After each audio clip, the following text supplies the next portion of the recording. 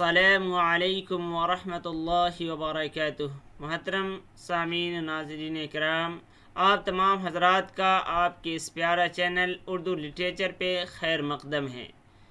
یہ سیریز جو چل رہی ہے کہکشاں والی، یہ خاص طور سے اسٹیٹ کے لیے بنایا جا رہا ہے۔ اس میں ابھی فی الحال ہم کہکشاں کتاب کو دیکھ رہے ہیں، اس کے ساتھ ساتھ قواعد کی بھی ایک سیریز چل رہی ہے جو آپ کو پلے لسٹ میں مل جائے گی، اسے دیکھیے، اور آئی بٹن میں بھی آپ کو وہ مل جائے گا، وہاں سے دیکھ لیجئے۔ اس کہکشاں کے علاوہ ایگزام کی تیاری کے لیے، جیسا کہ اب دوبارہ نوٹس آ گیا ہے اور امکان ہے کہ امتحان بھی ہو، تو اس کے لیے ٹیلی گرام گروپ پہ بھی سوال و جوابات ہوتے ہیں 9 بجے سے لے کر 10 بجے تک۔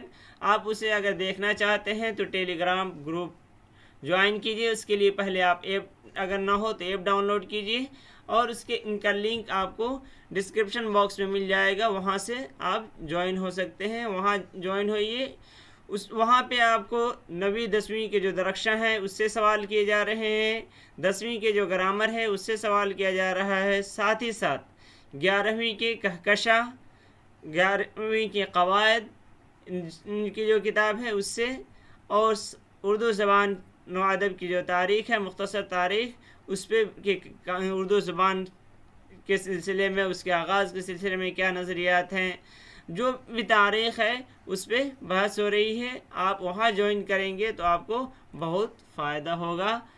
آئیے اب ہم کہکشاں کی اس سبق کو دیکھتے ہیں جو غالب کے خطوط کے بارے میں ہے۔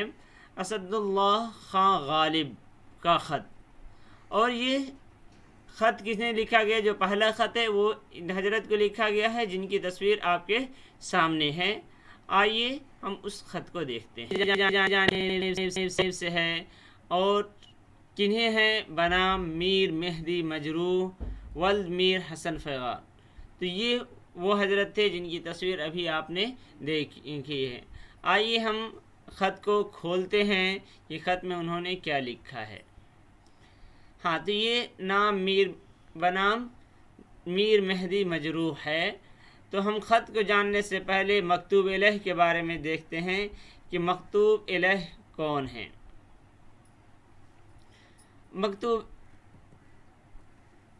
مکتوب الہ میر مہدی مجروح ولد میر حسین فیغار 1833 میں دہلی میں پیدا ہوئے۔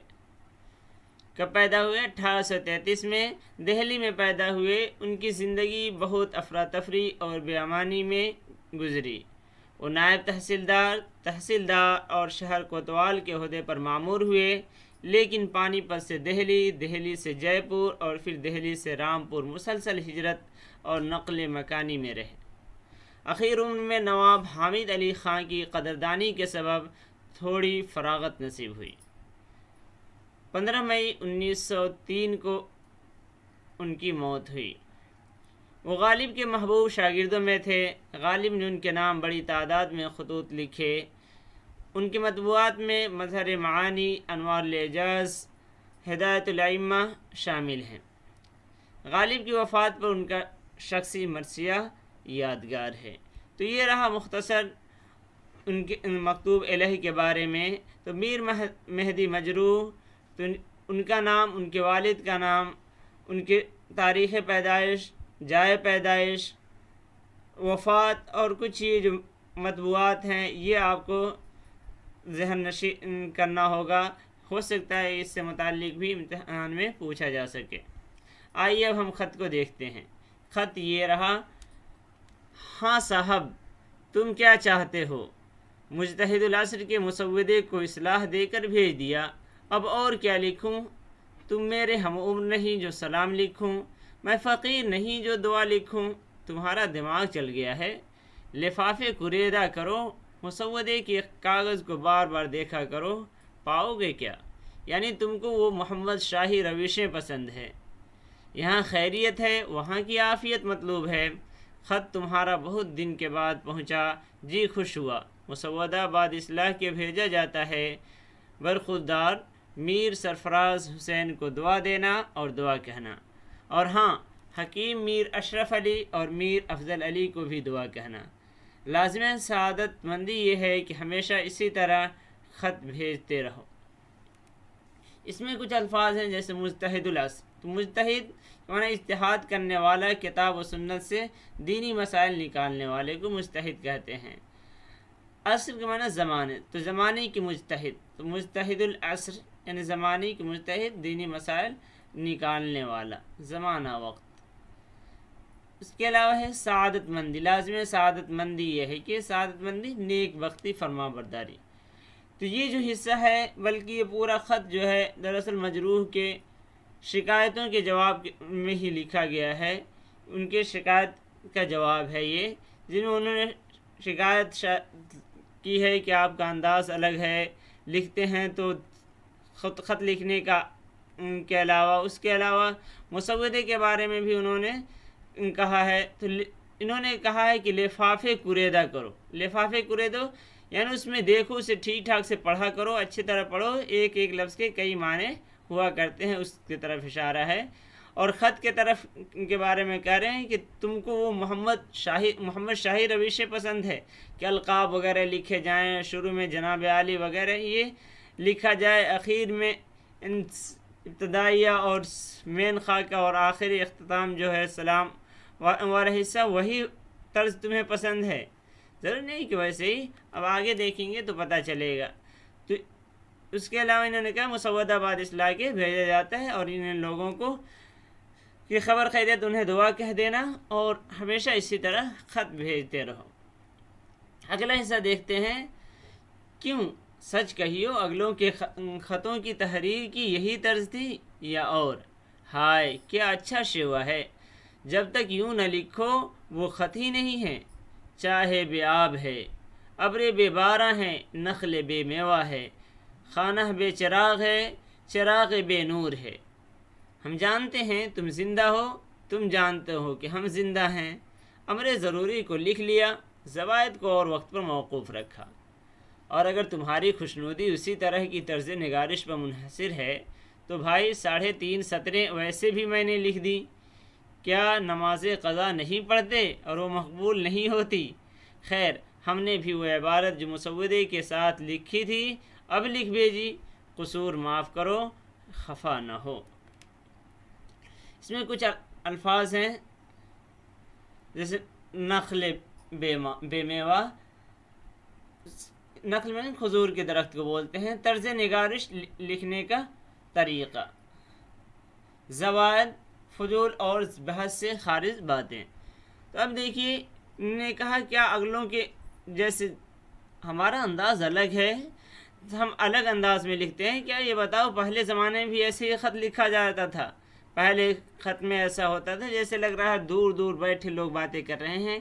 ہمارے خطوط اور جو ہے رسالہ نہیں بلکہ مکالمہ بنانے کی کوشش کرتا ہوں، اور اگر ایسا نہ ہو تو وہ تو چاہے بے آب ہے، یعنی کنواں بغیر پانی کے ہے، ابر بے بارہ ہے، یعنی بغیر پانی کے بادل، نخل بے میوہ، بغیر میوہ کی کھجور کا درخت ہے، خانہ بے چراغ ہے، یعنی گھر جس میں چراغ نہ ہو، چراغ بے نور ہے، اور چراغ بغیر روشنی کے ہے۔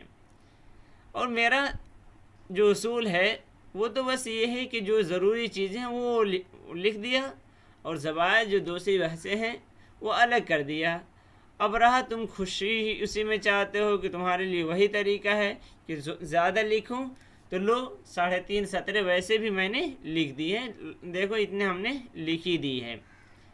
اور تم یہ کہو کہ میرے کہنے پہ لکھی، تو بتاؤ کیا نماز قضا نہیں پڑھتے؟ نماز قضا بھی پڑھتے ہیں اور مقبول بھی ہوتی ہے، پھر اسے نماز قضا ہی سمجھ لو، بعد ہی میں ہم نے تمہارے لیے لکھ دی، ہم نے بھی وہ عبارت جو مسودے کے ساتھ لکھی تھی اب لکھ بھیجی، قصور معاف کرو، خفا نہ ہوا کرو۔ اب آگے دیکھتے ہیں، یہ رہا خط کا تیسرا حصہ۔ میر نصر الدین ایک بار آئے تھے پھر نہ آئے، نثر فارسی نئی میں کہاں لکھی کہ تمہارے چچا کو یا تم کو بھیج دوں؟ تو دیکھیے یہاں بھی ان کی ایک شکایت کا ازالہ کر رہے ہیں کہ نثر فارسی مانگتے رہتے ہو، کوئی نیا کچھ لکھوں تو بھیجوں، تمہیں یا تمہارے چچا کو کیا لکھ بھیجوں؟ لکھا ہی نہیں، آج کل لکھتا ہی نہیں۔ نواب فیض محمد خان کے بھائی حسن علی خان مر گئے، حامد علی خان کی 1,30,000 کئی سو روپے کی ڈگری بادشاہ پر ہو گئی۔ کلو داروگہ بیمار ہو گیا تھا، آج اس نے غسل صحت کیا۔ غسل صحت، جو صحت یاب ہونے کے بعد جو غسل کیا جاتا ہے اسے بولتے ہیں غسل صحت۔ اچھے ہونے کے بعد، بیمار سے اچھا ہونے پر نہانے کو بولتے ہیں۔ باقر علی خان کو مہینے بھر سے تپ آتی ہے، تپ یعنی بخار آ رہا ہے۔ حسین علی خان کے گلے میں 2 غدود ہو گئے ہیں۔ غدود بولتے ہیں گلٹی کو، جس کے معنی جسم کے اندر کی گانٹھ گلٹی ہو جاتی ہے، گلے میں جو ہو جاتی ہے وہی غدود ہو گئے ہیں۔ شہر چپ چاپ ہے، کہیں فاوڑا بجتا ہے، نہ سرنگ لگا کر کوئی مکان اڑایا جاتا ہے، نہ آہنی سڑک آتی ہے۔ آہنی سڑک کس کو بولتے ہیں؟ لوہے کی پٹری جس پر ریل گاڑی یا ٹرام دوڑتی ہے، ریلوے لائن، ٹراموے لائن۔ نہ کہیں دمدمہ بنتا ہے، دمدمہ بولتے ہیں مصنوعی قلعہ، مورچے وغیرہ کو۔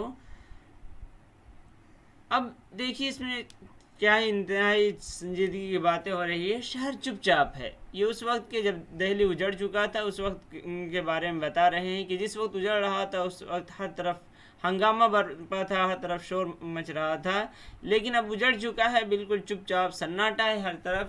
نہ جب وہ اجڑ رہا تھا تو کہیں فاوڑا بجتا تھا، کہیں سرنگ لگا کر مکان اڑایا جاتا تھا، لیکن اب کچھ بھی نہیں ہے۔ نہ آہنی سڑک آتی ہے، جو شور برپا ریلوے وغیرہ کا آنا، ادھر سے ادھر سامان کا جانا وغیرہ کچھ بھی نہیں ہے۔ نہ مصنوعی قلعے اور مورچے جو تیار ہوتے تھے لڑائی کے لیے وہ بھی تیار نہیں ہو رہے ہیں۔ دلی شہر خاموشہ ہے، دلی میں ایسا لگتا ہے جیسے یہ شہر نہیں بلکہ ایک قبرستان ہے جہاں پہ کوئی آواز وغیرہ نہیں ہے۔ کاغذ نبڑ گیا، نبڑ گیا مین کے معنی ہے خرچ ہو جانا، باقی نہ رہنا، ختم ہو جانا۔ کہ کہتے ہو زیادہ لکھا کیجئے، کاغذ ہی ختم ہو گیا، کاغذ ہی نہیں ہے، کیا لکھوں؟